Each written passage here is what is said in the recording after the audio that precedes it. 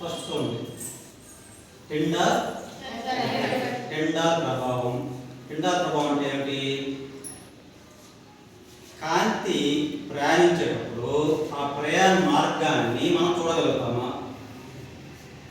ఇప్పుడు చూడండి, లైట్ వేసాము, లేజర్ లైట్ మీకు కనిపిస్తుందా పైన? కానీ ప్రయాణించే మార్గమా? కనిపించడం లేదు. కానీ దీన్ని మనము కనబడేటట్లు చేయొచ్చు. ఎలా అంటారంటే, ఇప్పుడు చూడండి, మా కొద్దిగా చాక్లెట్స్ కూడా తీసుకో చేతిలోకి.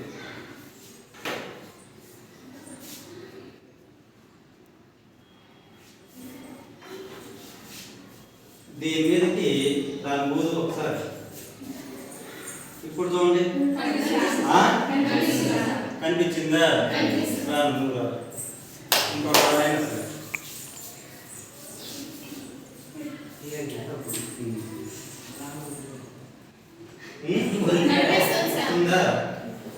సో కాంతి ప్రయాణించే మార్గంలో చిన్న చిన్న ధూళి కణాలు కానీ, నీటి కణాలు కానీ, ఇంకేమైనా సరే గాలిలో ఉన్నటువంటి కణాలు కంటే పెద్ద సైజు కణాలు కానీ దీనిలో ప్రయాణించినప్పుడు అప్పుడు అవి కాంతి ప్రయాణించే మార్గాన్ని అవి కనిపించేట్టు చేస్తాయి. ఎందుకంటే ఈ కాంతి ప్రయాణం చేసేటప్పుడు ఆ ధూళి కణాలు అన్నది ఏం చేస్తుంది?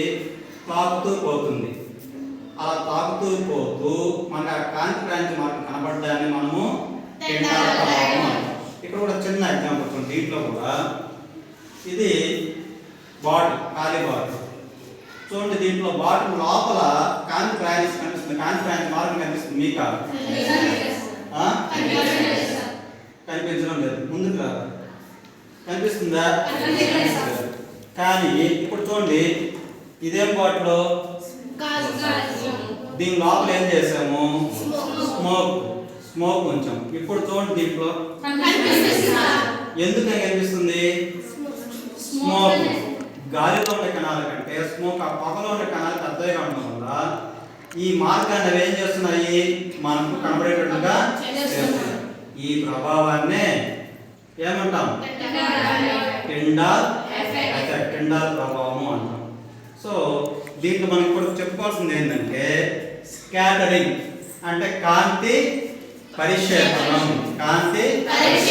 అంటే కాంతి ప్రయాణించే దారిలో ఏవైనా సరే కణాలు వాటిని తాకి ఏమవుతుంది? కాంతి డిఫరెన్షియేట్ అవుతుంది. అంటే కాంతి అనేది ఏమవుతుంది? చల్లాచెదురుగా అవుతుంది అన్నమాట. ఆ ప్రభావాన్ని మనము పరిక్షేపణం అంటాం. దీన్ని కూడా 3 రకాల ఎక్స్పెరిమెంట్ చూడొచ్చు. ఇక్కడ చూడండి, దీంట్లో ఏం తీసుకున్నాము? నార్మల్ వాటర్ తీసుకున్నాం. దీంట్లో ఇది, దీంట్లో కొద్దిగా పాలు తీసుకున్నాం. దీంట్లో ఏం చేసాము? కొద్దిగా వాటర్లో చాక్ పౌడర్ వేసుకున్నాం. దీంట్లో కాంతి పరిక్షేపణం చూద్దాం. చూడండి, ఇక్కడ చూడండి, లైటు లోపలికి వెళ్ళింది, బయటకు వచ్చేస్తుందా లేదా? అంటే ఇక్కడ కాంతి పరిక్షేపణం జరుగుతుందా? జరగడం లేదు. ఎందుకని? కాంతి ఈ పక్క ఎంటర్ అయ్యేసి ఈ పక్క బయటికి వచ్చేస్తుంది. సో ఇక్కడ కాంతిని అడ్డుకునేవి ఏమైనా ఉన్నాయా? ఏమీ లేవు. ఇప్పుడు చూడండి, పాలు కలిపినటువంటి నీళ్లు దీంట్లో చూడండి, బయటికి వచ్చిందా కాంతి? ఎందుకు రాలేదు? దీంట్లో ఉండేటువంటి పాలలో ఉన్నటువంటి కణాలు ఏం చేస్తున్నాయి? కాంతిని పరిక్షేపణ చెందిస్తున్నాయి. అందువల్ల ఏమవుతుంది? పాలలో ఉన్నటువంటి లైట్ అనేది బయటికి రాకుండా అయిపోతుంది. ఈ దృగ్విషయాన్ని మనం ఏమంటాము? Scattering of light. ఇది చూడండి, దీంట్లో ఏం చేస్తున్నాము? కలుపుకున్నాము. దీంట్లో చూడండి, ఇప్పుడు కూడా దీంట్లో కూడా కాంతి బయటకు వస్తుందా?